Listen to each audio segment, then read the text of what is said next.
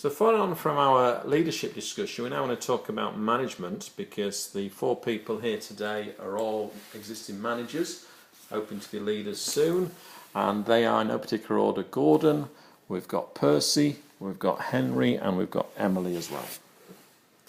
And I'm Thomas leading it. So managers, I guess there's a number of things we need to look at. Some managers very strong on performance, some managers very strong on growth. Other managers very strong on control, other managers very strong on autonomy. And if we have issues around our capabilities as managers, we need to, other people perhaps would need to, but we need to do it ourselves as well. We diagnose the performance, we redefine our role, we measure our performance, align rewards accordingly, we develop management capability, and we make change happen. And a good manager can obtain an edge over everybody else by being competitive, by hiring the best people and retaining those people, and creating a workplace that's effective.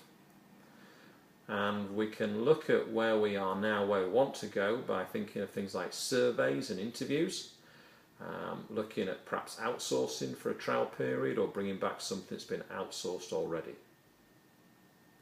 With managers, as different personalities can be effective. We can have effective managers who are direct, who are spirited, who are considerate, or are systematic. Percy, you had a situation where you had a member of staff who wasn't being honest. How did you deal with that as a manager? Yes, sir, Percy, I did. And what we did there, we appointed a lead investigator. We gave the employee a chance to respond. We asked some open-ended questions. We informed the employee of his duty to be truthful. We set out our expectations, and we also recorded the interviews. Very good, Percy, thank you. And Gordon, you had a situation recently where you had what's best described as an emotional member of your team.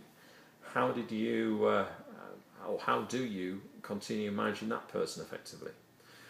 Well, providing emotional help, says Gordon. It's not part of my job description. It doesn't come naturally to me, but I feel it's important with this person. There can be solicited or unsolicited emotional help. I always try and give positive responses, but from time to time I have to give negative responses too. So that's my approach with that person. Very good, said Thomas. Now, communication is very important, said Thomas. We may have members of our team who aren't comfortable talking one-on-one and would prefer to be part of a meeting. We have other members that would like to put things in writing, and members of our team that don't. So recognise that different people want different ways to communicate.